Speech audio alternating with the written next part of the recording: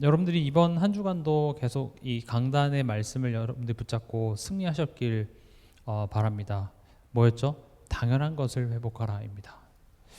그리고 우리가 아마 다음 달에, 그러니까 지금 7월 1일이 시작됐죠. 7월 달엔 당연한 것이 무엇인지에 대해서 한번 좀 이렇게 생각해 보려고 하는데, 이 당연한 것이 너무 이렇게 바뀌어 있다 보니까 이제 힘들죠.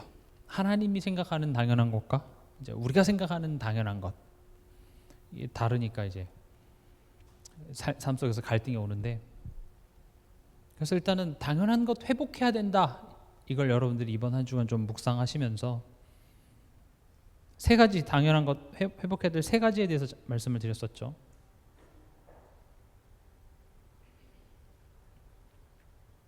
여러분들 이번 주 월요일에 그 새벽 예배 메시지를 좀 참고하시면은 좋습니다. 그 새벽 예배 때 그 강단 말씀의 내용을 좀 이렇게 쉽게 좀 요약을 했으니까요. 참고하시면 좋고요. 당연한 것 세 가지 뭐였습니까? 하나님 안에 거하는 것입니다. 우리가 하나님 안에 거하라 하면 이 파트만큼은 그래 뭐 내가 하나님 자녀니까, 내가 하나님 안에 거하고 하나님 성령으로 나와 함께 하시니까 이렇게 생각할 수 있겠지만, 이 하나님 안에 거한다는 것은 지금 포도나무와 가지를 비유했잖아요. 그러니까 포도나무에 붙어있는 채로 살아라 라는 말은, 그럼 이 포도나무 전체가 만약에 이 가지가 사과나무에서 떨어져 나온 가지라고 쳐볼게요. 그러면 그 가지가 포도나무에 붙어있으면 포도나무가 사과나무가 돼야 되는 겁니까? 아니면 그 사과나무 가지가 포도나무가 돼야 되는 겁니까? 후자죠, 그렇죠? 변화라는 말인 겁니다. 포도나무가 돼서 포도나무로서 살아가라 이건데, 그 말은 뭐 신학적으로는 연합하라, 하나님을 닮고 하나님의 마음을 품은 자가 되라는 말인데, 이제 그런 말이 너무 어렵잖아요, 그렇죠? 그래서 말씀드리는 게 뭡니까? 삶을 바라보는 이 관점이 변화하라라는 겁니다. 내가 문제, 사건, 가정 안에서 일어나는 일들, 이런 것들을 내가 어떻게 바라보고 어떻게 분석하고 어떻게 판단하는 것. 왜냐? 이제 우린 더 이상 죄에 속한 자가 아니라 하나님의 자녀이기 때문에, 하나님이 아버지시기 때문에 똑같은 어떤 문제와 사건이 일어나도 그것을 어떻게 바라보느냐가 결국은 가장 중요한 부분인 겁니다. 그러니까 하나님의 자녀라는 사실을 모르는 자 같이 이 상황을 바라보면 불신자와 똑같은 반응이 나올 수밖에 없습니다. 염려하고 걱정하고 원망하고 후회하고. 그러나 하나님이 나의 아버지라는 사실을 정말 아는 자 같이 그 상황을 바라본다면 그 속에 굉장한 하나님의 메시지가 들어있다는 사실을 알게 되는 것입니다. 두 번째는 뭐였습니까? 하나님의 말씀이 내 안에. 말씀이 내 안에 있어야 합니다. 말씀이 없다라는 것은, 하나님은 말씀을 통하여서 하나님이 그냥 이렇게 추상적으로 저 어딘가에 계시는 하나님이 아니라 살아서 너와 함께하는 하나님이심을 우리에게 확인케 하셨습니다. 하나님이 어떤 형상으로 내 눈에 보이게 나타나신 것이 아니라, 하나님은 어떻게 하나님의 백성에게 나타나셨냐? 말씀을 하시고 그 말씀을 성취하시는 것을 하나님의 백성으로 하여금 삶 속에서 확인케 하심으로, 눈에 보이진 않지만 하나님이 지금 내 삶을 함께 하시고 내 삶을 통치하고 인도하고 계시는구나라는 것을 확인케 하셨어요. 그것을 확인하지 못한 만큼 하나님으로부터 멀어지게 되는 거죠. 왜냐? 안 보이니까요. 현실이 더 커 보이니까요. 근데 현실보다 더 큰 하나님이 우리 삶 속에서 역사하신다는 사실도 우린 모르는데, 그래서 하나님은 말씀을 주시고 그 말씀을 하나님이 어떻게 성취해 나가시는지를 보도록 했습니다. 그게 우리가 하나님에 대한 믿음이 자라나는 가장 핵심이죠. 그래서 내게 말씀이 없으면 하나님이 지금 내 삶 속에 함께 한다라는 목사님의 설교는 내가 많이 들었을지언정, 실제로 지금 이 사건, 이 문제에 하나님이 함께 하신다라는 사실을 확신하지 못하기 때문에 그 문제 앞에서 하나님을 의지하기보다는 이제 내 경험, 내 생각에 갇히는 경우가 많은 겁니다. 그러니까 남편 때문에 아내 때문에 돈 문제 그거 문제 아닙니다라고 아무리 얘기해봤자 내 안에 말씀이 없으면 그 문제를 통치하시는 하나님을 확인할 길이 없기 때문에 우린 계속 흔들릴 수밖에 없는 겁니다. 그래서 말씀이 있어야 돼요. 말씀이 내 안에 있어야 됩니다. 그럼 말씀이 내 안에 있어야 된다라는 말은 물론 내 안에 성경 구절이라든지 이런 메시지가 잘 정리되어 있으면 너무 좋겠으나 그건 너무 어렵잖아요. 다 뭐 직장 가셔야 되고 또 살림도 하셔야 되고. 그래서 두 가지 실천 사항을 드렸었죠. 뭐였습니까? 질문을 가지고 예배에 와라. 다시 말하면 이건 삶입니다. 삶을 가지고 말씀 안으로 들어오라 이거죠. 예배 자리에 그냥 오셔도 안 오는 것보다 훨씬 낫지만 여러분들이 적어도 이 자리에 오셔서 말씀 듣기 전에 잠깐 그 기도하는 그런 시간에 여러분들이 이번 한 주간 무엇이 나를 속상하게 했고 무엇이 나를 답답하게 했으며 무엇 때문에 내가 원망했고 지금 나는 어떤 상태인지 그런 수많은 질문들을 하나님께 해야 돼요. 왜 그렇습니까? 하나님이 지금 내 삶을 통치하고 계시기 때문에 그래요. 그래서 그 질문 없이 예배를 드리면 그냥 오늘 뭐 목사님 말씀 좋았네, 뭐 안 좋았네, 아 오늘 좀 길었네, 짧았네 이런 말밖에 못하는 겁니다. 그래서 질문을 한다라는 것은 내 삶 속에 일어나는 일이 우연히 일어난 일이 아니고 또 저 사람 때문에 일어난 일이 또는 내가 실수해서 일어난 일 그렇게 보지 말고 하나님이 지금 이 모든 것을 통해서 내게 주시는 메시지가 있다라는 것을 여러분 인정할 때 그때 들려요 말씀이. 그 질문이 없으면 그냥 아는 이야기예요. 그냥 오늘도 목사님 힘이나 주세요. 그냥 화이팅이나 외쳐주세요. 잘 된다거나 얘기해 주세요. 그게 다라니까요. 그럼 힘은 그 순간에 날 수 있겠죠. 화이팅. 뭐 하나님 여러분 복 주실 겁니다. 하나님 여러분 잘 되게 할 것입니다. 뭐 그 어떤 것도 여러분들을 넘어뜨릴 수 없습니다. 힘은 나지만 근데 여러분들이 현실은 그렇게 돌아가던가요? 안 돌아가요. 성경도 보면 그렇게 안 써져 있습니다. 우리가 그냥 보고 싶은 부분만 이렇게 성경을 봐서 그 승리한 그 결과만 보고 아 이겼다 이렇게 얘기하지. 근데 성경은 그렇게 되어 있지 않습니다. 그래서 여러분들이 이런 질문들을 가지고 예배에 오는 게 중요합니다. 하나님 오늘 또 지금 내가 이게 진짜 고민되고 이게 진짜 낙심되는데 하나님 오늘 이 예배를 통하여서 하나님 내게 말씀하시옵소서. 내가 듣겠습니다. 또는 내가 이미 정답을 알고 있지만 내가 거기서 일어나서 그 말씀을 향해 달려갈 힘이 없다면 하나님 힘 주세요. 그게 예배가 돼야 되는 겁니다. 그리고 이제는 말씀을 가지고 삶에 가는 거죠. 그래서 삶 속에서 자꾸 말씀을 떠올리는 겁니다. 뭐지? 근데 삶 속에서 말씀이 잘 안 떠올려지니까 그렇게 어떤 내 감정과 생각이 나를 이렇게 사로잡는 그 순간에 그것을 딱 박차고 일어날 수 있는 나만의 어떤 그런 루틴, 생활의 어떤 습관 같은 걸 만들면 좋다라는 거죠. 뭐 운동을 한다든지 청소를 한다든지. 근데 가장 좋은 것은 수요 예배를 나오는 겁니다. 물리적으로 내가 예배 이 자리에 오는 거죠. 그러니까 우린 약삭 발라서 삶이 예배라 그랬어.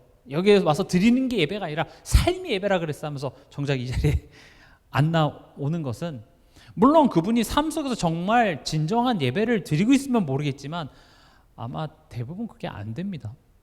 그래서 이 자리에 딱 오는 겁니다. 이 자리에 안 오면 난 지금 뭐 하고 있게요? 집에서 쉬는 것 같지만 쉬는 게 아닙니다. 내 수준의 생각 속에 계속 머물러 있는 겁니다. 안 바뀌는 그 가정 현장 속에 계속 난 아무것도 못해 하면서 그냥 회피하고 다른 자극으로서 그냥 그 순간들을 모면하는 현장에 있지 이 자리에 오는 순간 내 생각이 바뀌고 그 악선의 고리가 끊어지고 불신앙이 깨지고 하나님의 뜻이 발견되어지는 그것을 누리지 못하게 되는 겁니다.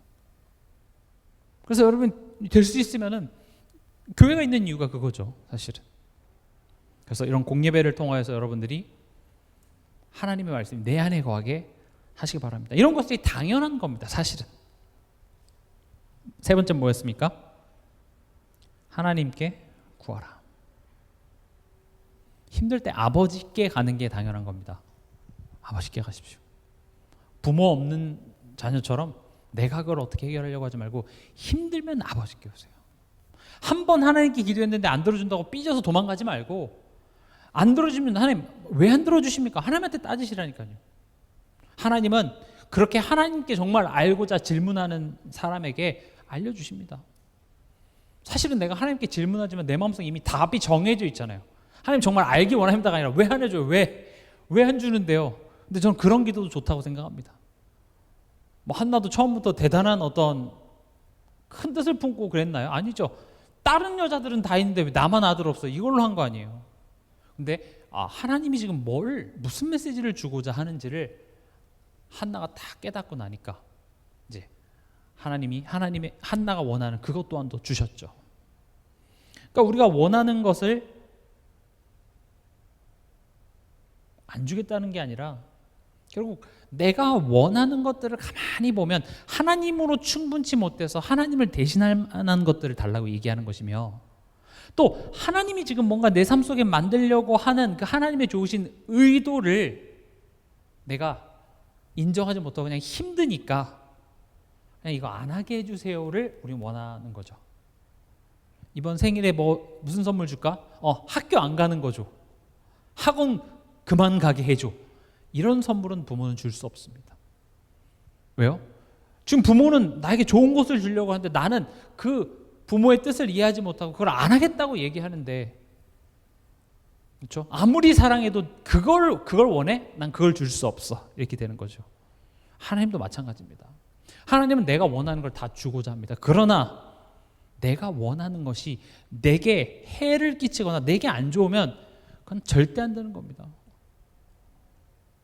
엄마 요즘에 그 유행하는 약이 있는데 그거 먹으면 그렇게 살 빠진대. 알고 보니까 마약이에요. 그럼 부모는 그거 사주겠어요? 안 사줍니다. 엄마 나 다시 엄마 안 볼 거야. 엄마랑 나 이제 남남할 거야. 상관없어. 너가 무슨 지랄 발광을 떨어 난 너한테 마약 사줄 수 없어가 사랑하는 부모가 자녀에게 하는 것처럼, 하나님 또한도 내가 원하는 걸 다 들어주는 게 좋은 하나님이 아닙니다. 내게 좋은 것만 주시고자 하는 것이 하나님이신 거죠. 그래서 기도라는 것을 통하여서 그렇게 하나님의 마음을 알아가고 하나님과 뜻이 맞춰져 가는 것이 사실 기도인 것입니다. 그래서 이런 당연한 것들을 여러분들이 이번 한 주간 남은 이제 목, 금, 토 여러분들이 좀 삶 속에서 회복하시기 바랍니다. 오늘 히브리서 9장 16절에서 28절을 봤는데 피가 많이 나옵니다. 하나님은 피를 좋아하시나? 전 해장국을 먹어도 이렇게 선지를 빼고 아직 선지를 잘 몰라요. 또 영국에 갔었을 때도 되게 놀랐던 게 아침 식사로 그 선지가 나오더라고요. 그걸 이렇게 구워서 먹어요. 그래서 영국 사람들도 이 피를 좋아하는구나. 하나님 왜 이렇게 피 할까요? 구약 내내 피고 지금 히브리서도 또 피입니다. 지금 히브리서는 누구한테 보내는 거예요? 핍박받는 유대인인 그리스도인들한테 보내는데 삶이 힘들어 죽겠다고 근데 피 얘기하고 있어요. 피가 도대체 뭔데요? 이제 오늘은 그 피의 의미에 대해서 우리가 생각해 보려고 합니다. 우리가 피 하면 죄 문제 해결 그냥 이렇게 공식적으로 나오지만 사실 피는 굉장히 좀 많은 의미들을 포함하고 있습니다. 그래서 오늘 그 부분을 좀 종합적으로 우리가 살펴보려고 합니다. 오늘 피에 대하여서 몇 가지죠? 6가지 정도의 의미가 있는데 한번 보도록 하겠습니다. 첫 번째, 피의 의미. 첫 번째는 뭐냐? 언약을 세우는 표가 피의 의미입니다. 그러니까 피, 죄 문제 해결. 그러니까 이렇게 그냥 저는 공식처럼 하는 걸 별로 안 좋아하거든요. 그리고 성경 또한 그런 걸 원하지 않습니다. 그래서 우리가 그런 정해져 있는 공식은 우리가 빨리 어떤 부분을 이렇게 이해하는 데는 쉬울지 몰라도 전체적인 것을 이해하는 데는 한계가 있습니다. 수학 같은 경우도 어떤 시험을 위해서 수학을 가르친다 하면 그냥 그 문제 푸는 공식을 가르쳐 주면 그 시험은 잘 볼 수 있을지 몰라도 응용 문제라든지 다른 것들이 나오면 잘 못하는 것처럼 복음도요. 우리가 예를 들어서 누군가 불신자를 빨리 이렇게 쉽게 전도하기 위해서 받았던 그 훈련만 있다 보니까 그것이 우리 삶의 어떤 의미인지, 왜냐면 나는 불신자가 아니잖아요. 난 하나님 만났는데, 그렇죠? 불신자를 전도하기 위해서 달달달 외웠던 것밖에 없으니까 그게 이제 내 삶 속에 풍성히 이해가 되지 않는 겁니다. 그러니까 여러분들이 쉬운 것도 좋습니다. 간단하고 쉽고 그런 건 좋은데 그런 것만 원하게 되다 보면 이 복음의 성경의 깊이는 굉장히 깊은데 우리가 굉장히 수박 겉핥기식으로만 알고 그게 전부인 것 마냥 우리가 생각하는 경우가 많습니다. 물론 쉬운 게 중요합니다. 쉽고 빠르게 우리가 이해해야 되니까요. 그러나 거기에 대한 우리가 깊이를 더해갈 때 우리의 믿음은 더욱더 자라날 줄 믿습니다. 그래서 두 가지는 여러분들이 항상 생각해야 돼요. 내가 불신자를 만났을 때 아주 심플하고 간단하게 그들에게 복음을 전할 수 있는 그 복음, 우린 그건 다 알고 있잖아요. 그것과 함께 동시에 이제 나에게 그게 어떤 의미인지. 그러니까 오늘 지금 피를 이야기할 건데 예수님의 피 하면 죄사함 해결하고 죄 문제 해결하고 그 피를 발랐을 때 뭐 저주가 넘어가고 그래서 애굽에서 우리가 출애굽한 것처럼 우리가 죄에서 구원받았어만 알게 된다면 그러면 그 피는 오늘 나에게 무슨 의미가 있죠? 그 보혈의 공로를 내가 매일매일 의지한다라는 것이 내게 너무 추상적인 거예요.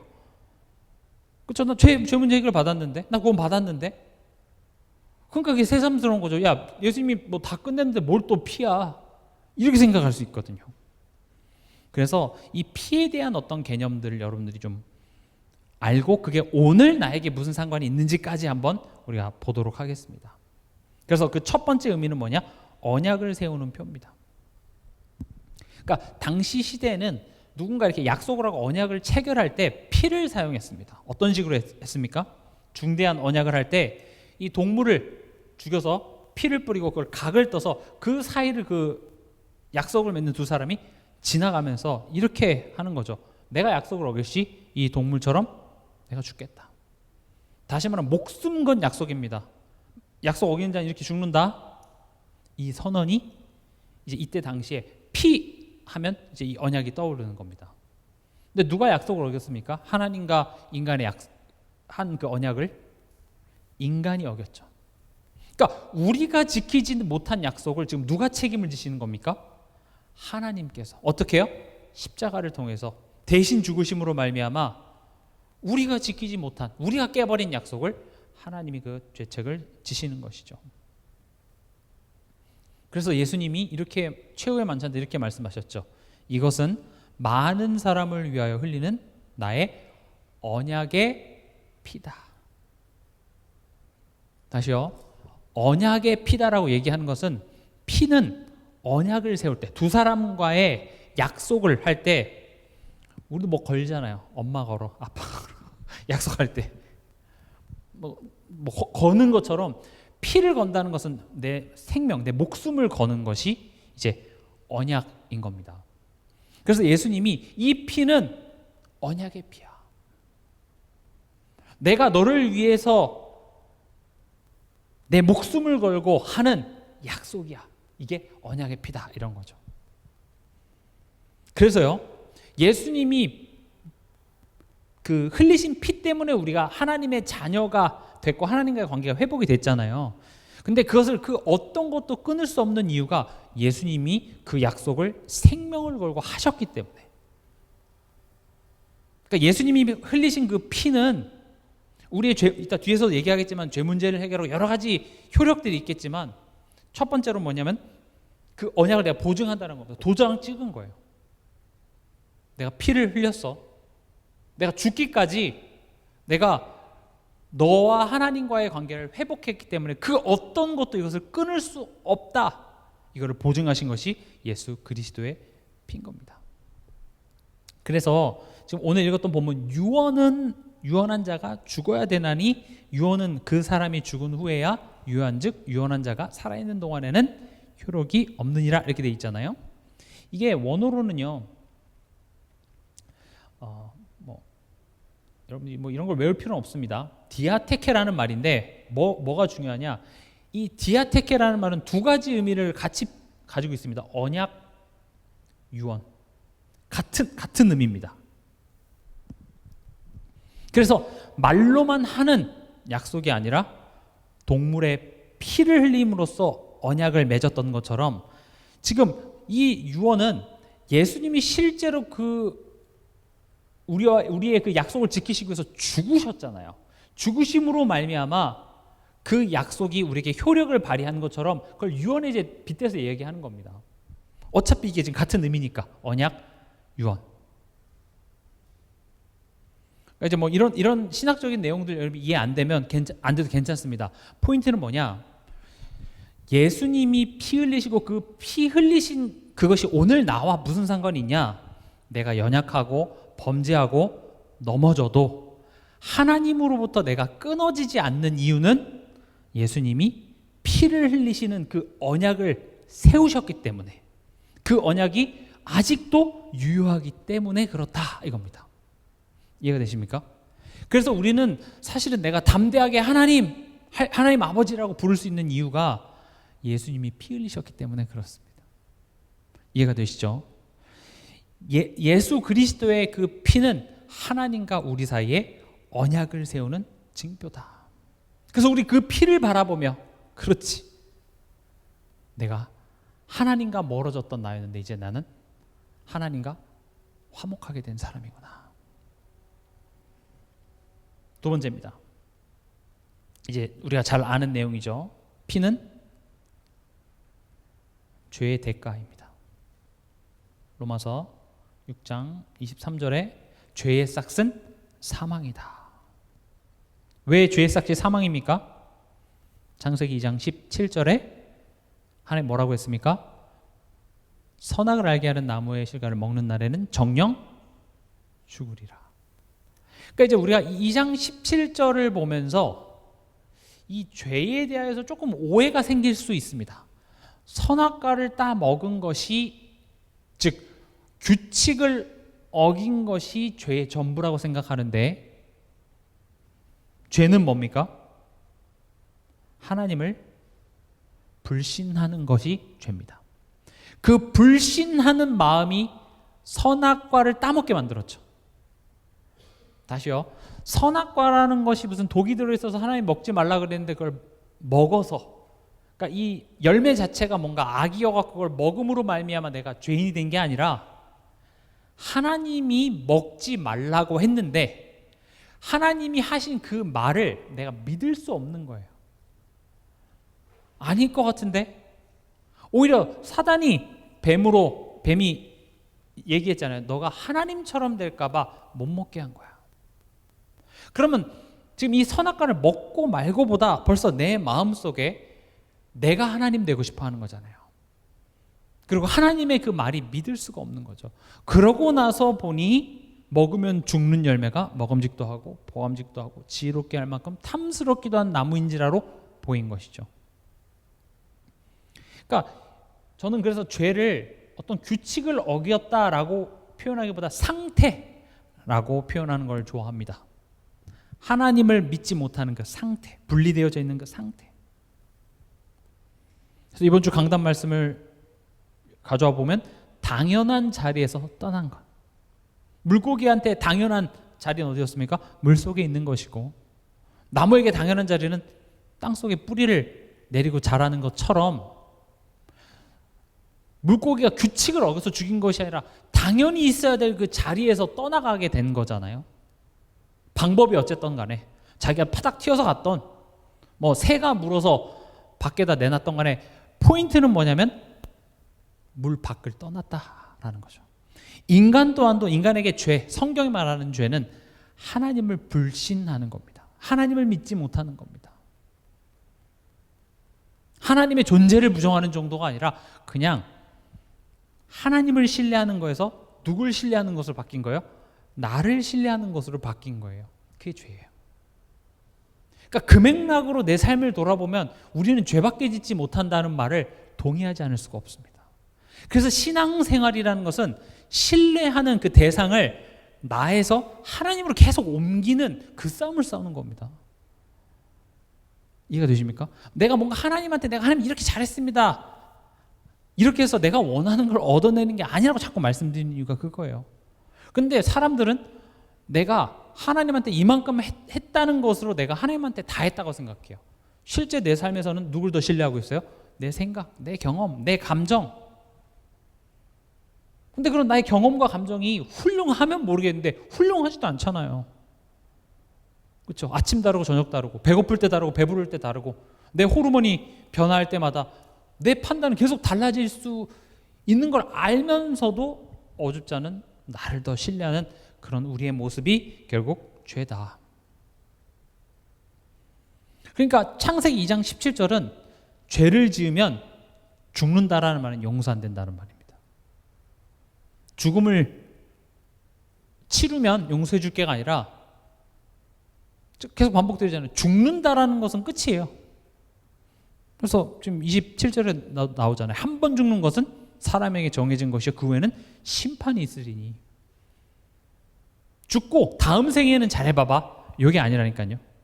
다음 생애가 있으면 이 죽음은 용서죠. 아 잘못했어? 아 그래. 우리가 무슨 게임 하듯이 다시 껐다 켜. 다시 처음부터 시작해. 이게 아니라 죽음은 끝이에요. 용서가 안 된다. 그래서 어떻게 했습니까? 예수님이 나를 대속해서 죽으신 대속물로 오셔서 죽으셨죠.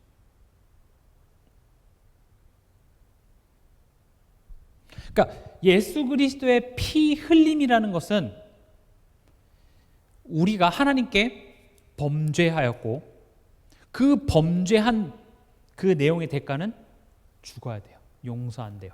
근데 그걸 누가 대신 죽으신 거예요? 예수님이 대신 죽으신 겁니다.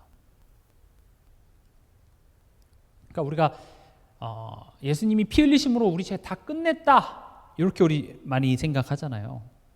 근데 지금 이 피는 뭘 의미하냐? 우리의 죄가 이만큼 심각했다라는 것을 이야기합니다. 죄의 무게를 이야기하고 있어요. 하나님의 아들이신 예수님이, 성자 하나님이 십자가에서 고난과 죽음을 하셔야 될 정도, 당하셔야 할 만큼 우리의 죄는 되게 심각한 죄였고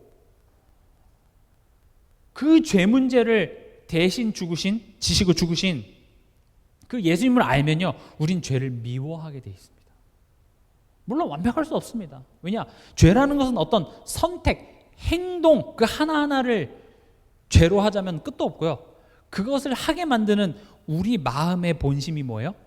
하나님보다 나를 더 신뢰하는, 하나님 믿지 못하는 내 안에 있는 것이기 때문에 내가 그런 나의 그런 본성, 죄성이 있음을 인지를 해야 되는데 그 인지도 못해요. 아, 내가 이럴 필요 없지. 아빠 없는 자같이 굴 필요 없지 하면서 이것과 싸우는 것이 예수 그리스도의 피 흘림을 우리가 매일 힘입는 것인데 다 끝났어. 그리고 다시 죄로 돌아가요. 아니라는 거죠.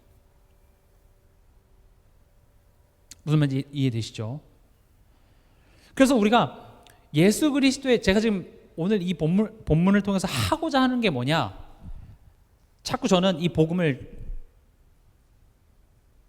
칭의와 성화의 관점에서 균형 있게 다루려고 하는 겁니다.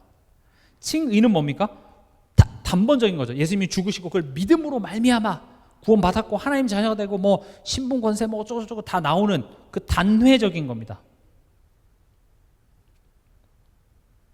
넌 천국 시민이 됐고 그럼 믿기만 하면 다 끝날 것 같은데 우리에겐 뭐가 주어져 있습니까? 삶이 주어지잖아요. 그렇죠? 애굽만 나오면 다 끝날 것 같은데 갈대아로만 떠나면 다 될 줄 알았는데 막상 나와보니 뭔가 끝나지 않고 더 힘든 현실을 살아가는데 결국 그 현실이 갖고 있는 의미가 성화예요.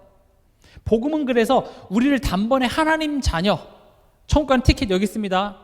그렇게 주고 끝나는 것이 아니라 이제는 하나님의 자녀로서 우리가 하나님의 영광에 이르는 그 여정을 하나님이 우리와 함께 하시면서 우리를 만들어가는 이 두 가지가 복음의 어떻게 보면 동전의 앞면 뒷면이 있듯이 양면인 겁니다.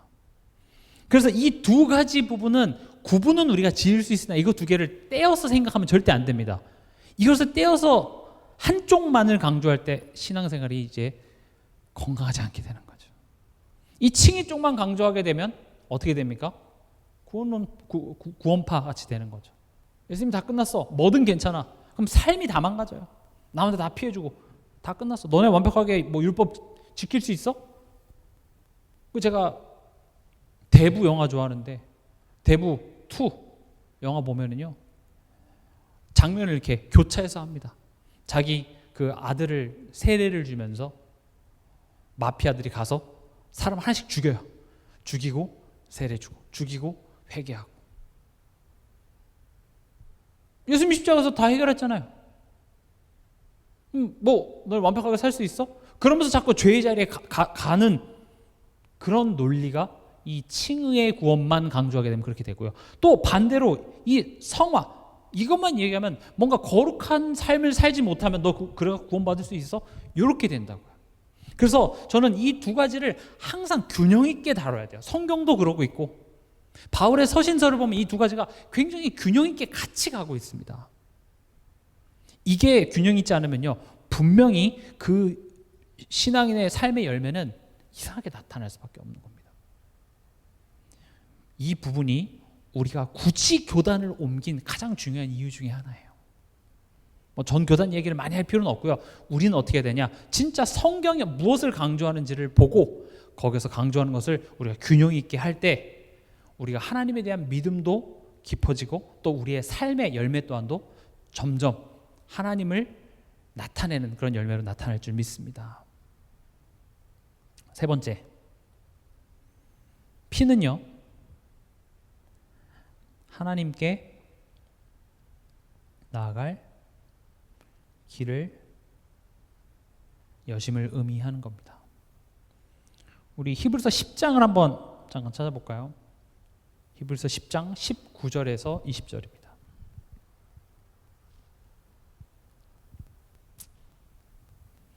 같이 읽겠습니다. 그러므로 형제들아 우리가 예수의 피를 힘입어 성소에 들어갈 담력을 얻었나니 그 길은 우리를 위하여 휘장 가운데로 열어놓으신 새로운 살 길이요 휘장은 곧 그의 육체니라. 그러니까 보세요. 피, 죄 문제 해결 이렇게 성경은 얘기하는 게 아니라 여긴 또 뭐라고 얘기하고 있습니까? 피로 말미암아 피를 힘입어 우리는 하나님께 나아갈 그 길 여셨다라는 말이 되는 거죠. 이해가 되십니까? 우리가 매일 소잡고 양잡고 해야 되는 것이 아니라 예수님의 피를 힘입음으로 말미암아 우리가 하나님께 기도할 수 있고 하나님께 나아갈 수 있다는 것이죠. 더 쉽게 말하면 우리가 기도하는 것은 예수 그리스도의 피를 힘입는 것입니다. 이해가 되십니까? 우리가 지금 소잡고 양잡고 할 필요 없고 어디 특별한 성전에 가서 그 휘장 찢어진 휘장 앞으로 가서 하나님 만나는 것이 아니라 우리가 지금 이 시간 하나님께 기도하는 것. 우리 기도 끝날 때마다 뭐라고 기도합니까? 예수 그리스도 이름으로 기도합니다 하죠. 그게 예수님이 나를 위해 피를 흘리심으로 말미암아 하나님과 나와의 길을 여셨기 때문에 나는 그것을 힘입어 하나님께 기도합니다가 됩니다. 그래서 예수 그리스도의 피는 하나님과 나와의 맡긴 담을 허시고 그 길을 여셨다 이걸 의미하는 것이고 그럼 매일매일 내가 예수 그리스도의 피를 의지하고 그 공로를 의지한다라는 것은 내가 그 하나님을 앞에 나아가는 것이 피를 의지하지 않고서 나아갈 수 없는 겁니다. 그럼 반대로 얘기하면 뭐예요? 내가 오늘 기도했다면 내가 오늘 또 하나님을 불렀다면 힘들고 어렵고 낙심할 때마다 아버지 찾았다면 나는 뭐 하고 있는 거예요? 예수 그리스도의 보혈의 공로를 의지하고 있다는 것이 되는 겁니다. 이해가 되시죠? 그래서 지금 이 히브리서의 내용은 옛날에 그 피제사가 아예 필요 없다가 아니라 그 피제사는 결국 오실 그 예수님을 예표하는 그림자였고 예수님이 그것을 완성했다라는 말이에요. 완성했기 때문에 그게 필요 없다는 것이 아니라 그들이 매일 삶 속에서 피 흘려서 피 제사를 드렸듯이 우리 또한도 그와 같은 피 제사를 지내야 되는데 소잡고 양잡고 하는 피 제사가 아니라 예수님이 한 번 흘리신 그 피의 의미를 우리가 누리고 의지하는 거죠. 그걸 지금 제가 1번, 2번, 3번 지금 설명하고 있는 겁니다. 당연한 거잖아요. 당연히 우리가 뭐 예수 그리스도 이름으로 하나님께 기도하는 게 당연하지만 그게 결국 뭐예요? 구약 시대 때 사람들이 소, 양 잡아서 하나님께 나아가는 것처럼 우리 또한도 지금 그렇게 하고 있다. 그래서 구약에 있었던 그런 율법을 예수님은 폐하신 것이 아니라 완성하셨고 우린 그것을 힘입어 구약 사람들이 그렇게 하나님께 매일 제사를 통하여서 하나님께 나아갔듯이 우리 또한도 어떻게 해야 된다고요? 예수를 힘입어 하나님께 나아가야 된다. 이것을 의미하는 겁니다. 네 번째로는요. 피는 옛사람을 끝내는 죽음을 의미합니다. 예수님이 피로 우리 죄 끝냈다. 이것만 되는 게 아니라 그게 나에게는요. 갈라디아서 2장 20절. 내가 그리스도와 함께 십자가에 못 박혔나니 이제 내가 사는 것이 아니요 오직 내 안에 계시는 그리스도께서 사시는 것이라. 그래서 신앙생활은 끊임없이 자꾸 하나님보다 커지려고 하는 내 자아, 내 경험, 내 생각, 세상의 기준들 이것을 계속 그것과 계속 싸우는 삶인 겁니다. 내가 하고 싶은 거, 내가 원하는 걸 안 하는 게 아니라 하나님보다 더 커진 것. 그러니까 옛사람 이건 뭡니까?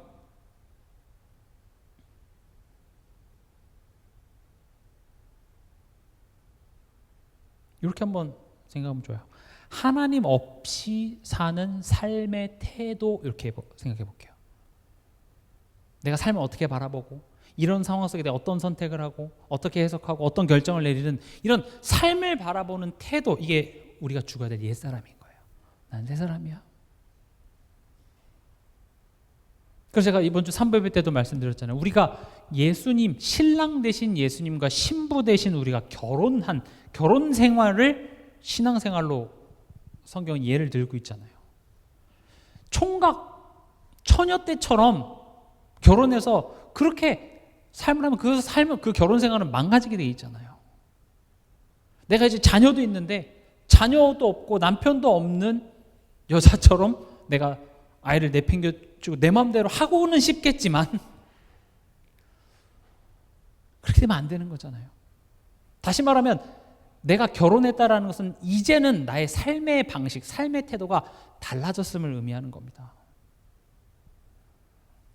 남자들 이제 군대 가면 그 훈련소에서 가장 처음에 하는 게 있습니다.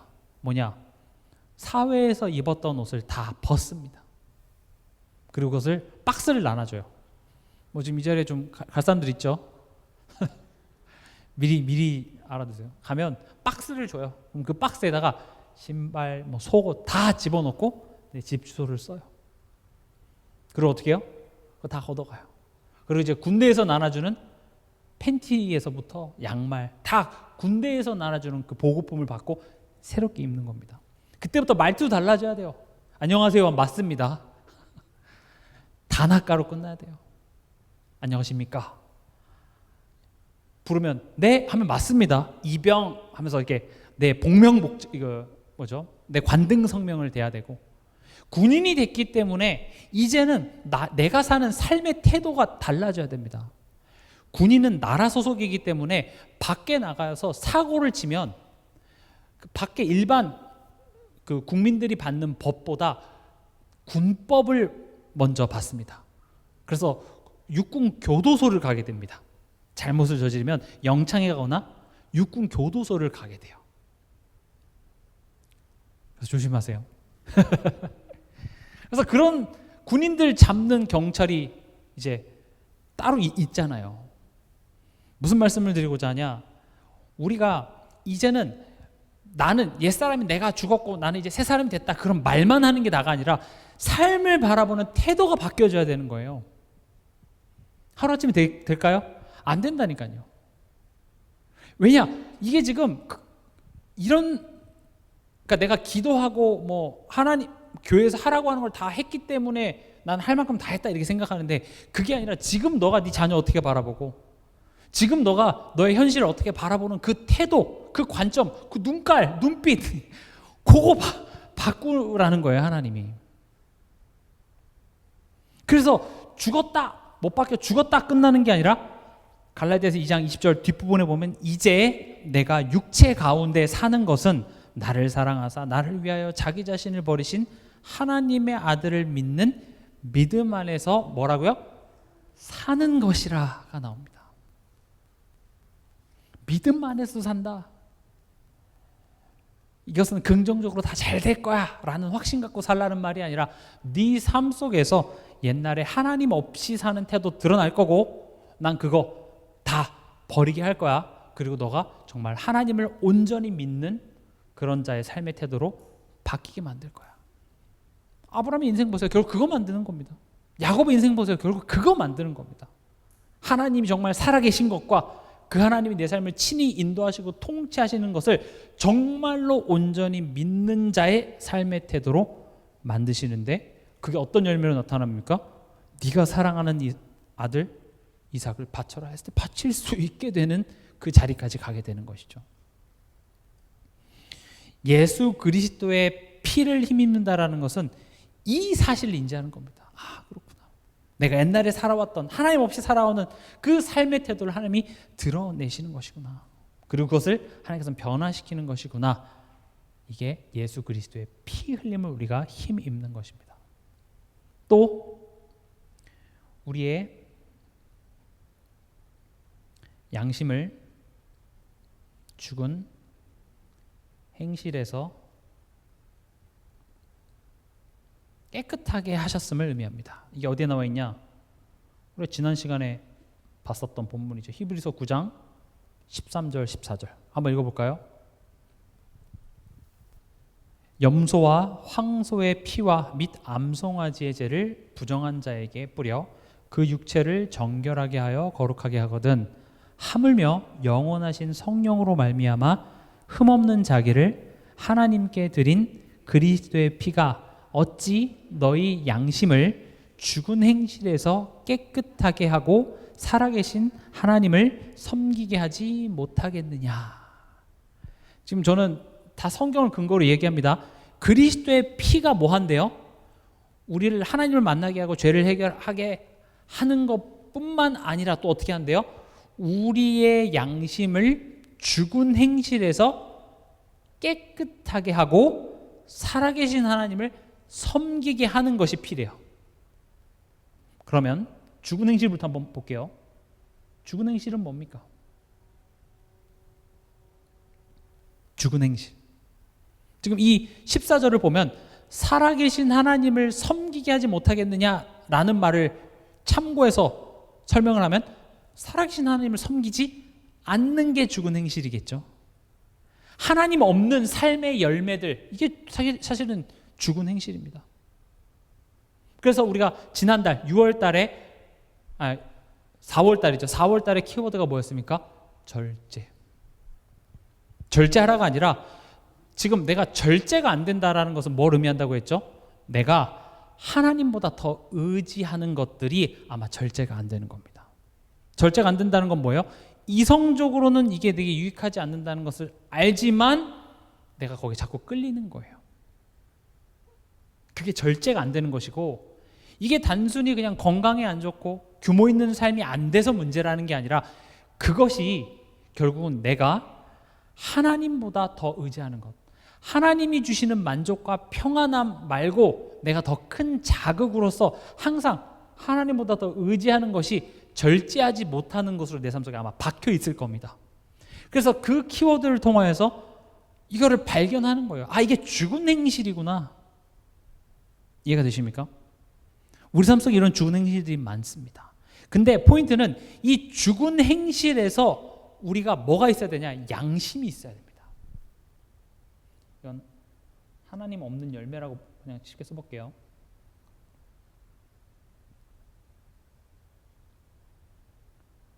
우리 예전에 그 이경규가 양심 냉장고, 이제 혹시 기억나십니까?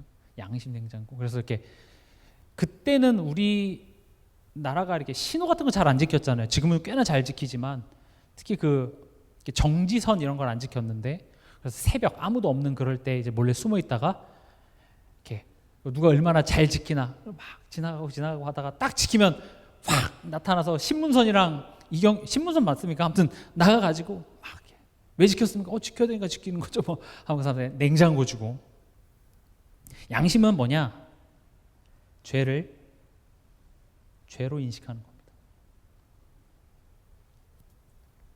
되게 중요합니다. 이게 죄구나라고 인식하는 게 양심인 거예요. 그리고 인식하는 것뿐만 아니라 부끄러워하는 겁니다.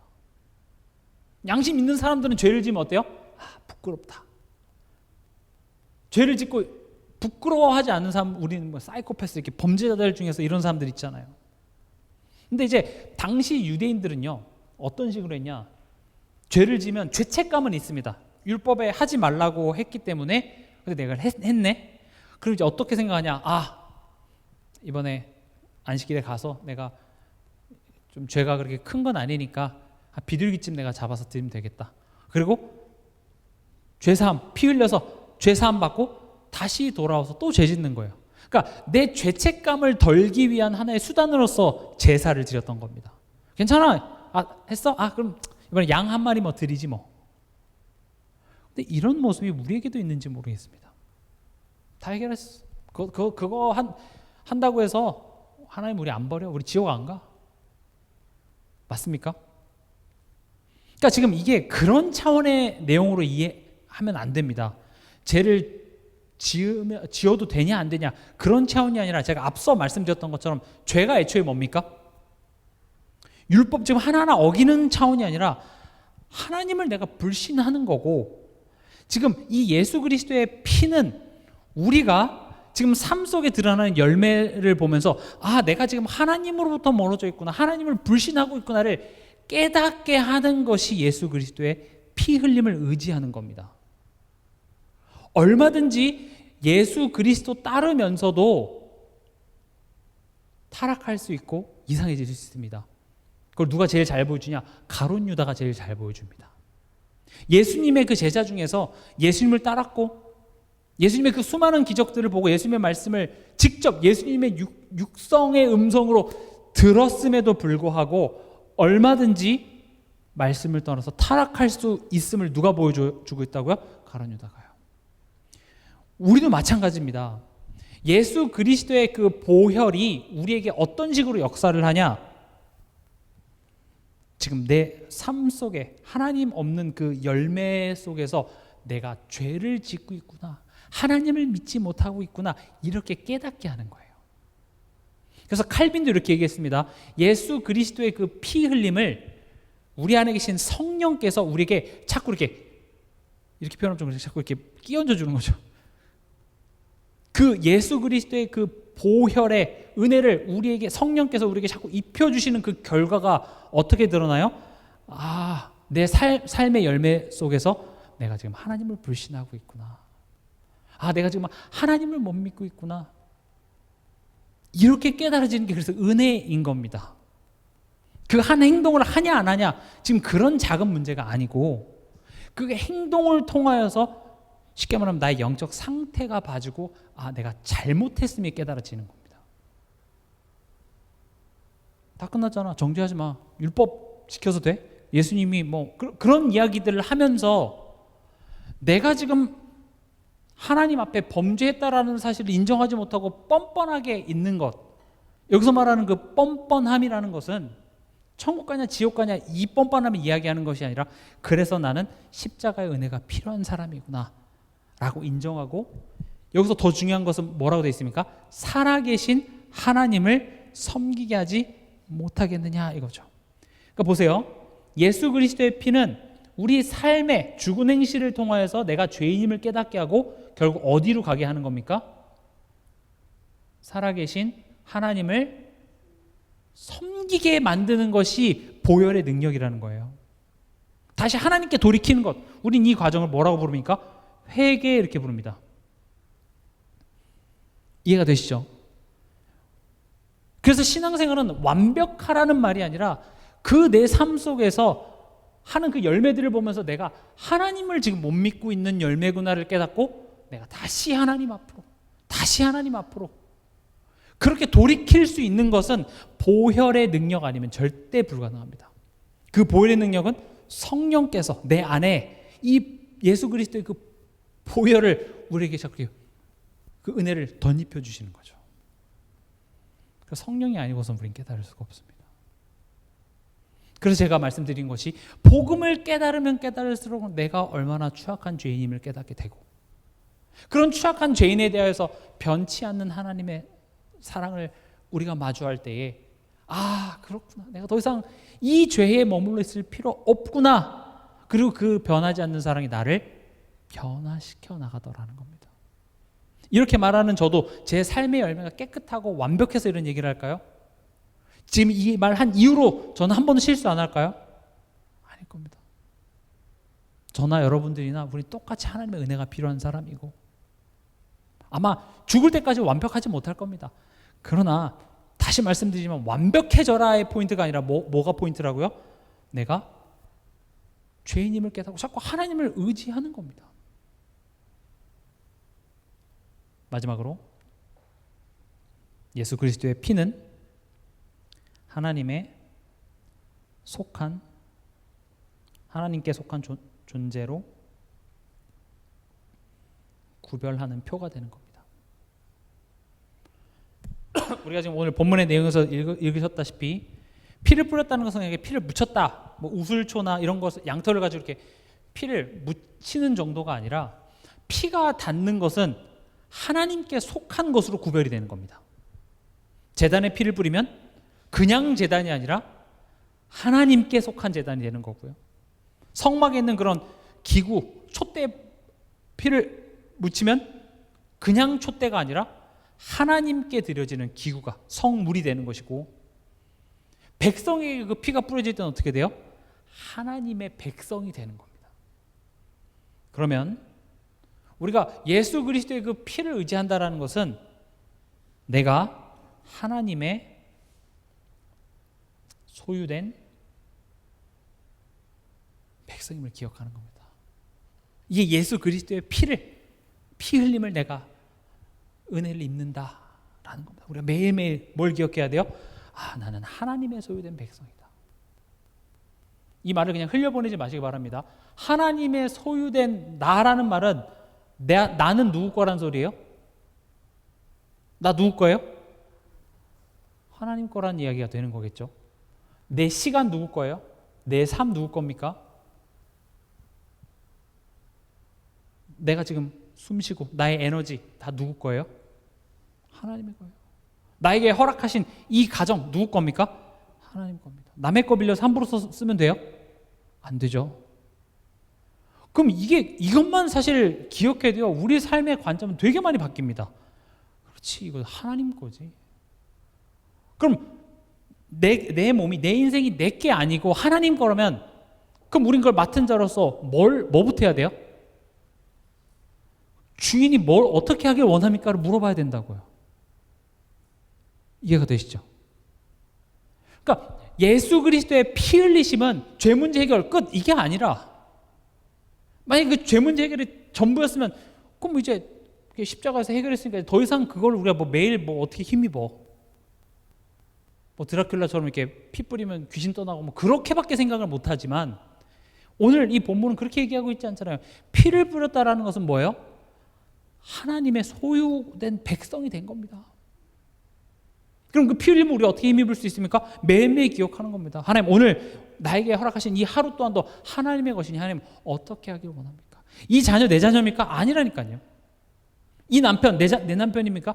하나님이, 일단 내 인생 자체가 하나님의 것이기 때문에 하나님은 이걸 안 좋은 곳을 인도하실까요? 아니에요. 그래서 우리는 질문하는 겁니다. 그것을 우리가 인정하고 고백하는 행위가 나의 가장 좋은 시간을 들여서 쉴 수 있는데 주일날 교회에 오고, 또 내가 힘들게 벌었지만 이 모든, 결국 돈은 뭘 의미해요? 내 시간과 내 에너지를, 재화의 가치를 바꾼 게 돈이잖아요. 우리가 그 헌금을 하는 행위는 이만큼 돈을 드리면 하나님이 복 준다 이런 개념이 아니라 나는 하나님의 소유입니다라는 것을 고백하는 행위입니다. 말씀 뵙겠습니다. 예수 그리스도의 피 흘림으로 죄인 되었던 우리가 구원받고 하나님의 자녀가 되었습니다. 그러나 우리를 구원받게 하신 이 피 흘린 예수 그리스도의 피는 일회성으로 끝나는 것이 아니라 우리 삶 속에 매일매일 그 피 흘림을 우리가 의지해야 하는 겁니다. 성령께서 그 예수 그리스도의 피, 보혈의 공로를 우리 삶 속에 계속 공급해 주시는데, 그게 어떻게 나타나는 거예요? 지금 오늘 제가 계속 얘기했던 부분이죠. 우리가 예수 그리스도를 힘입어 하나님께 기도하고, 또 나의 하나님 없는 나의 모습들, 하나님 없이 사는 나의 그 삶의 태도들을 우리가 계속 말씀 앞에서 갱신하며 또 내 삶에 나타나는 하나님 없는 삶의 열매 앞에서 내가 죄인임을 깨닫고 자꾸 내가 하나님, 살아계신 하나님을 섬기는 모습으로 나아가며 내가 하나님의 속한 백성임을 기억해서 결국 그것이 오늘을 충실히 살아가게 만든다는 겁니다. 그래, 오늘 하나님께서 내게 허락하셨기 때문에 앞으로 일어날 그 미래에 대한 걱정, 여러 가지 복잡한 그런 감정에 오늘을 놓치는 것이 아니라 하나님 어떻게 살기 원합니까? 그래서 가장 심플하게 되는 겁니다. 오늘을 사는 겁니다. 오늘 내게 주신 하루를 최고로 만드는 겁니다. 오늘 내가 해야 될 것 하면서 기도하는 겁니다. 말씀 맺겠습니다. 피의 의미, 여러분들이 이번 한 주간 이 피의 의미에 대해서 깊게 생각해 보시고 매일매일 그 보혈의 공로를 의지하는 여러분들 되시길 주님의 이름으로 축원합니다.